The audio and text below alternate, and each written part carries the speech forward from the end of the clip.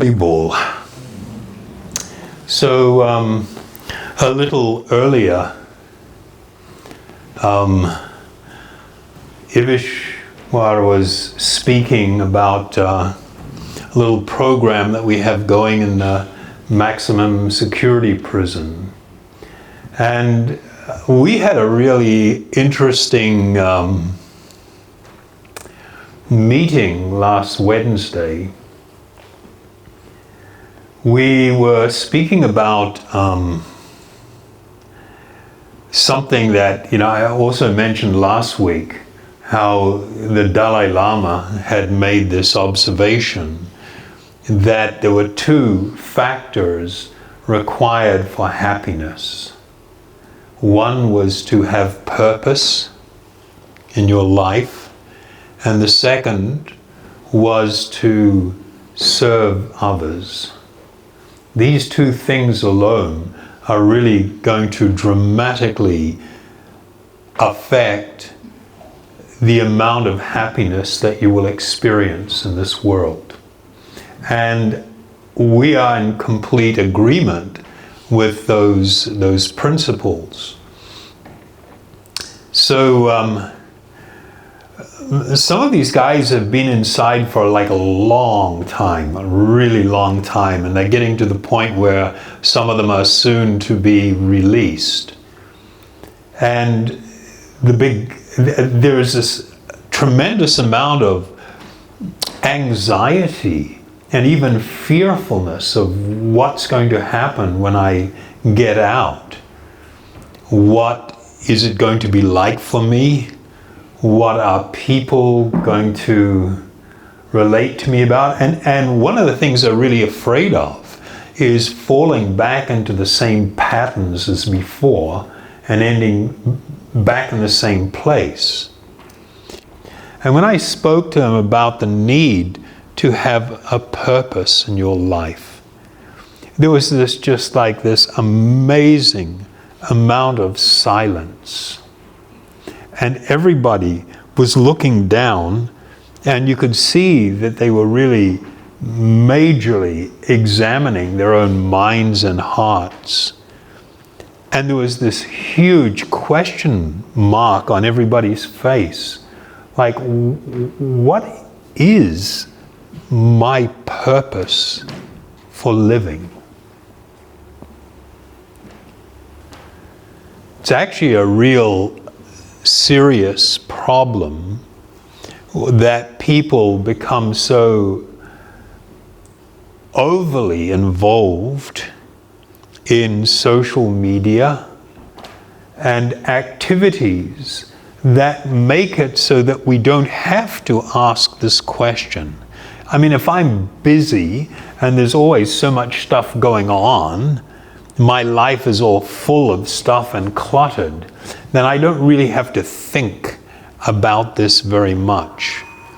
And my tendency is to become overly active or to seek to become active, whether it's playing games or reading magazines or whatever.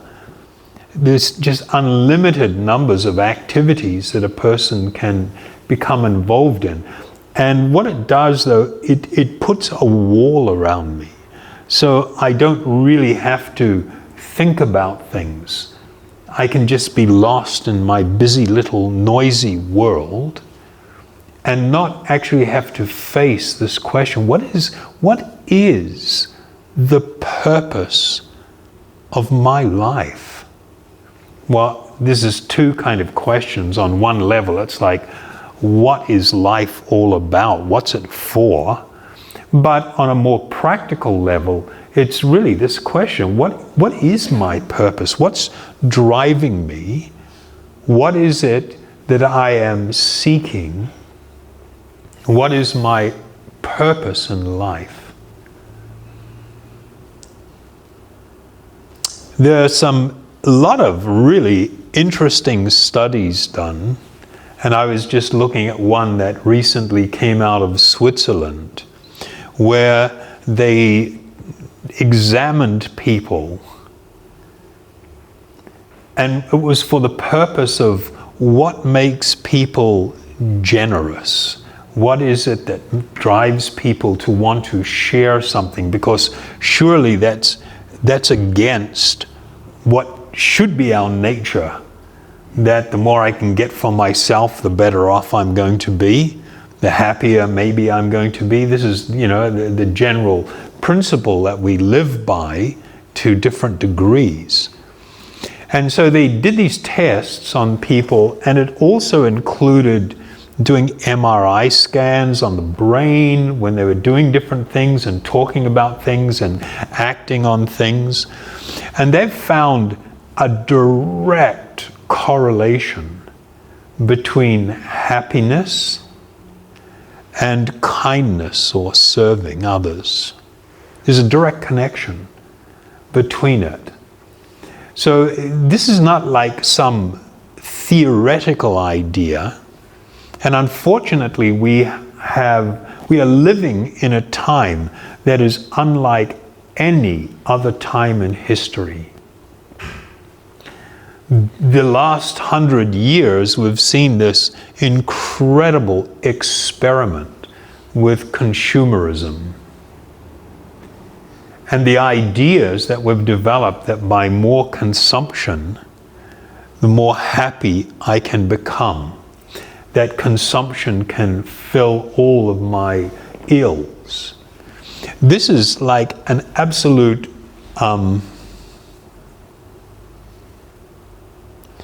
it's actually diabolical.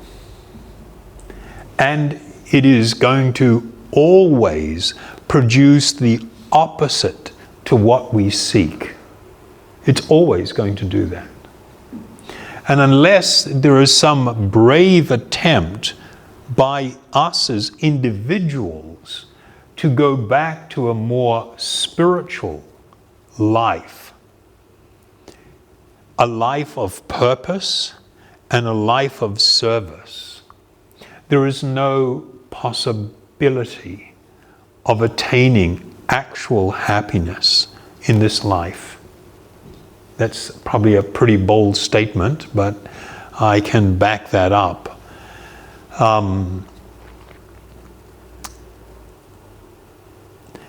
The main reason that having a real profound purpose in life and the need to serve others, or the expression of caring and serving are so important, it is because it is part of our eternal spiritual nature. It cannot be separated.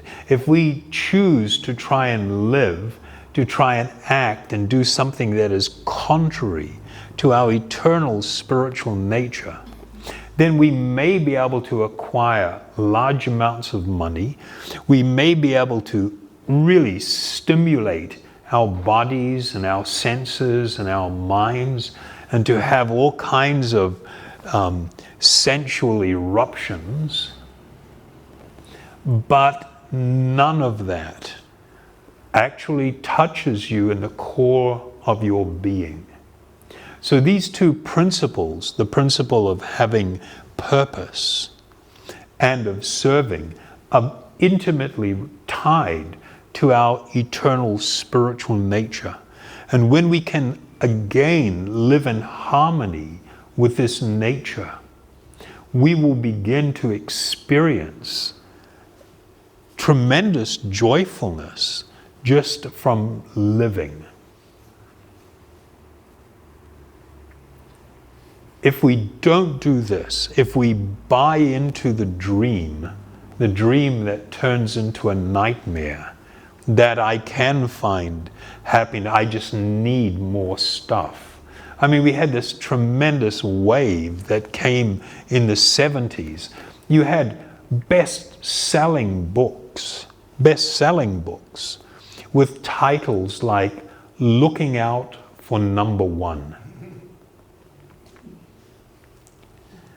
And another one from that same time, Winning Through Intimidation. And these weren't just passing ideas. There was a whole philosophy that was developed and aggressively pushed.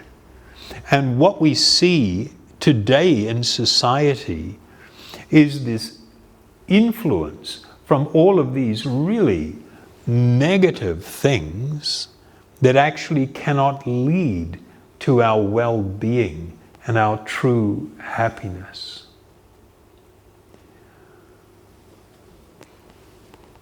When it comes to the principle of purpose, well, let me deal with serving first.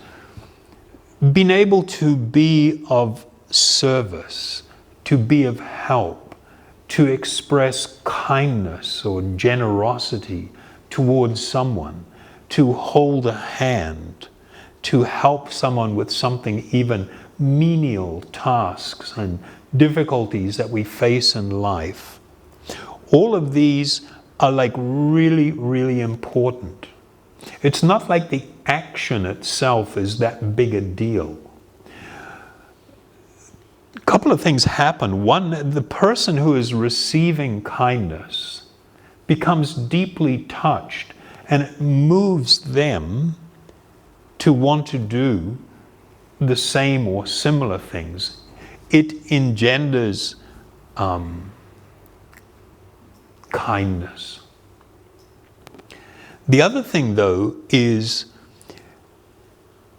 if we were to look on a scale of selfishness being at one side and selflessness being at the other side, we will find that the deepest and most profound spiritual experiences and true happiness will always be experienced, and increasingly experienced the further along that scale you get towards selflessness.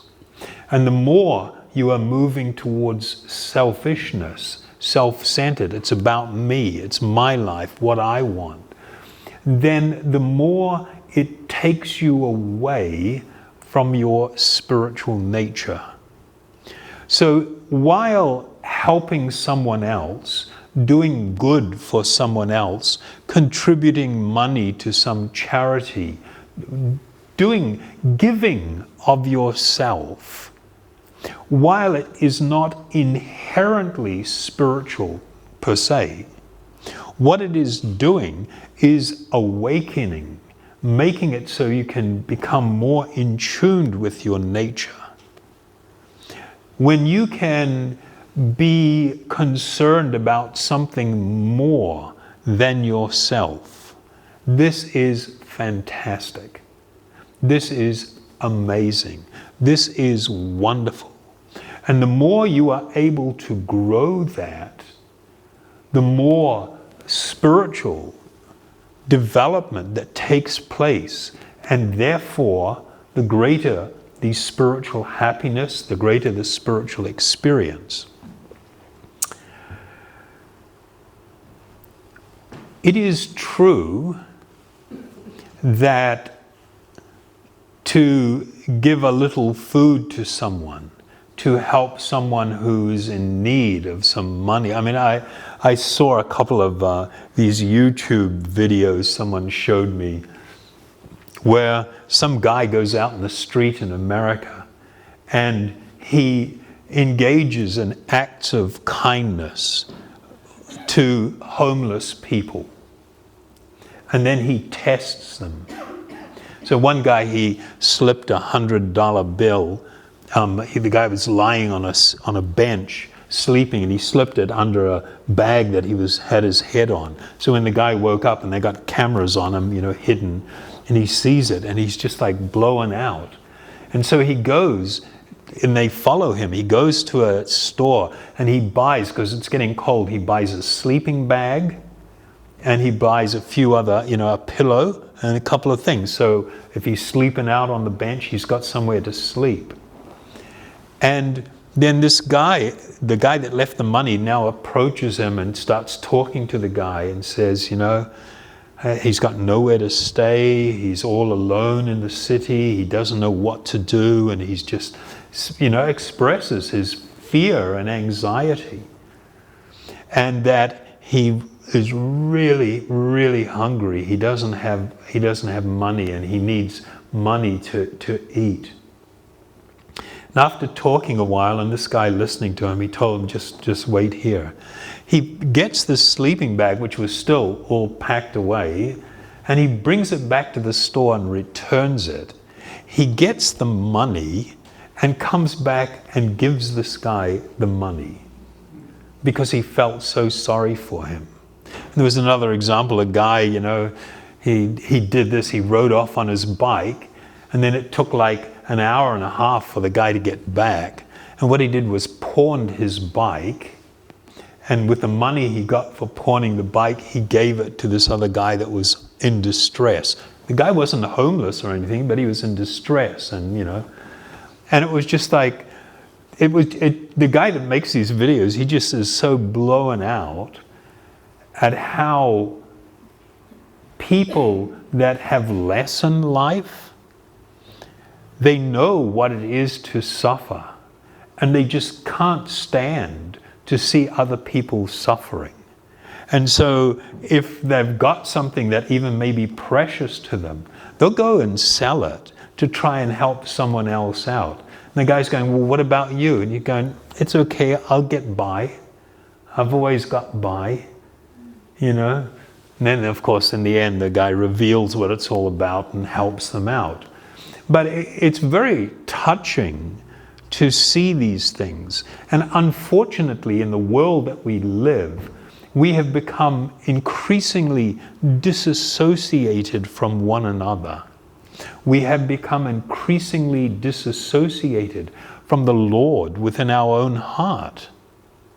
And the highest purpose in life is to reestablish this connection with this Lord of our own heart. This is actually the meaning of yoga. This is truly what this union is. And when one becomes increasingly connected or reconnected with the Lord in our own heart, automatically there will be an increasing connection with all other beings. And there will be a desire to serve all other beings, knowing that they are my brothers and sisters. We have a common Father, if I can put it that way. And this creates a whole different paradigm for living, a whole different focus.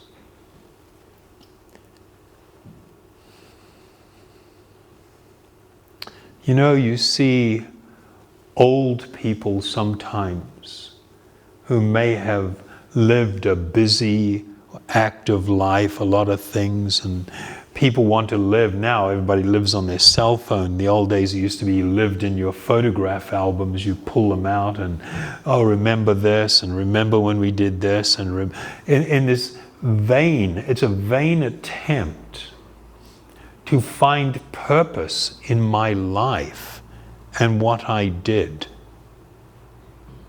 But the more a person approaches that final terminating event of life in this body known as death, the closer one gets to this experience, then one is automatically faced with this question.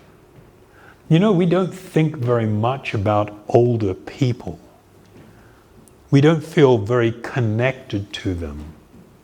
We don't see, or we don't try to see, this is me. This is me. I may be younger, I may have more going on now, but this is where it all goes.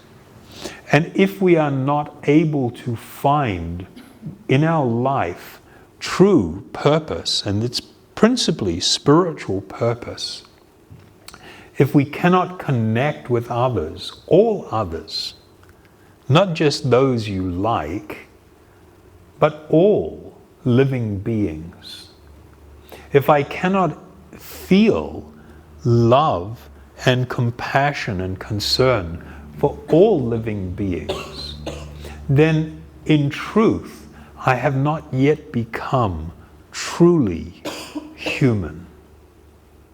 The human form of life is an amazing gift. It is a very important thing. It is unlike other forms of life. In the human form of life, you have the capacity to question. The dogs and the cats, they don't question. They just live. They just go through the motions, whatever drives them, whatever pops into their head, whatever desire, becomes active in their body, they just go for it. If this is going to be our life, then that is very sad, and it never ends well. But if we can actually develop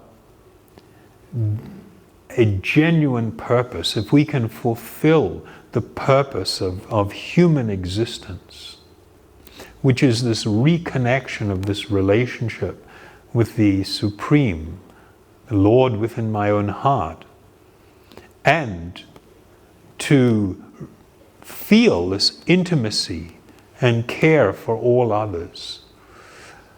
If we can come to that position, then our life is truly purposeful. Even in the very beginning of my spiritual journey, I may be filled with deficiencies and things that are, all kinds of things are wrong with me. I can be a completely low-class individual. But if I am beginning this journey and I see this as actually being my purpose and the purpose for my existence, my developing a relationship with other people, my getting into a committed relationship, raising family, being a productive member of society, those things are all important, but they are not the actual purpose of this life. They are incidental to my life. My purpose must be infinitely more noble and spiritual. Okay, so that is the topic of living a purposeful life. Yes? You speak of service. What kind of service is the best? Or better? Is the best. Both ways you can serve others. Yeah, this is the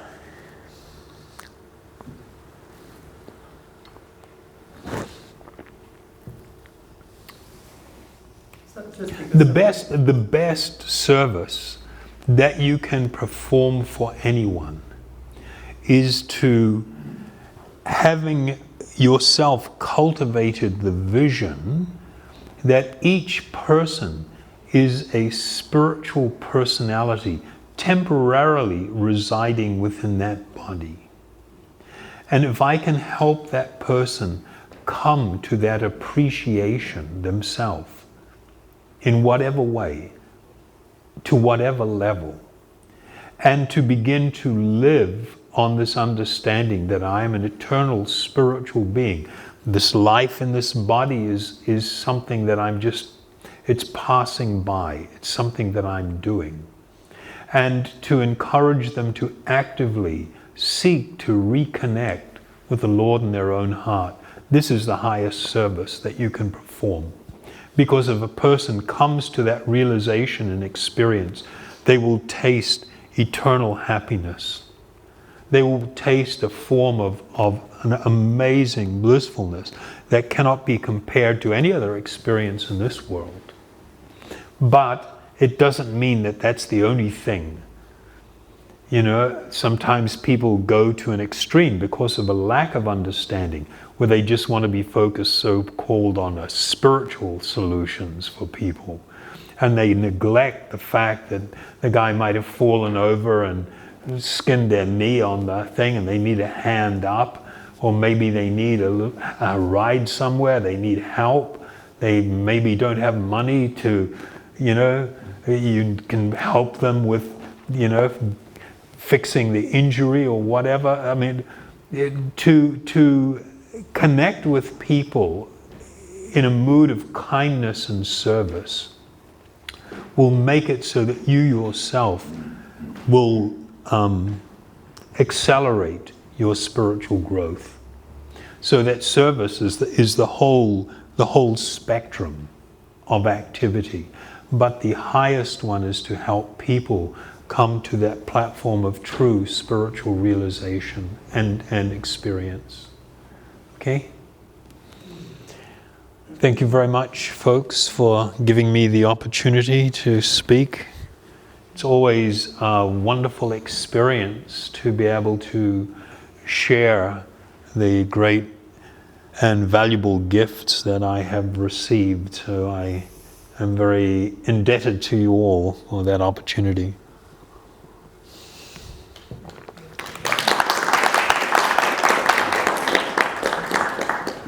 So we'll chant a little.